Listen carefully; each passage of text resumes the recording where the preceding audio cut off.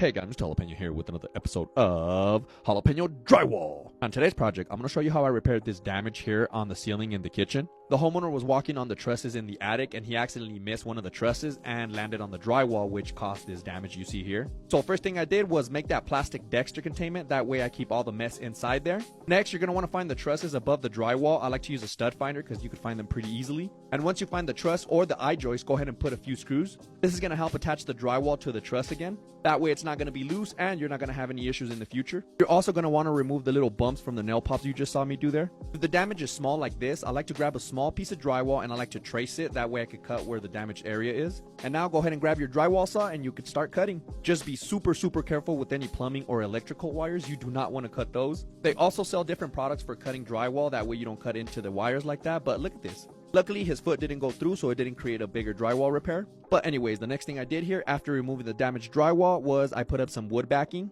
Again, when you're putting up the backing, just make sure you're not putting in those screws in too deep. Once I was done with that, I secured that piece of drywall that I traced earlier to the backing. And I know a lot of people like the California patch, but me personally, I like this way of doing it just because I think it's a little bit more secure. I'm just going to call this way how I'm doing it the Rocky Mountain patch. T-shirts coming soon. Anyways, next thing I did was I grabbed my utility blade and I created a beveled edge around the seams of the drywall patch there. In this step here, you could either use joint compound or hot mud. I'm using hot mud, the Easy Sand 5 stuff, just because it sets quicker and then I could, do multiple coats in a short amount of time. Make sure you push the product into the seams, that way you don't get any air bubbles. Then after I pre-filled, I went ahead and put some fiberfuse tape around the seams. You can also use paper tape or mesh tape. This is just going to help reinforce that patch, that way it doesn't crack in the future. I also covered all the holes where I put the screws. And then I'm going to be using my 12-inch drywall knife to apply the hot mud onto the patch. Just make sure everything's nice and flat. You don't want any bumps. I usually do a thick first coat and then I do a thin second coat, if that makes any sense. The most important thing is to just make sure that it's flat. That way you're not going to be able to see the patch once it's completed.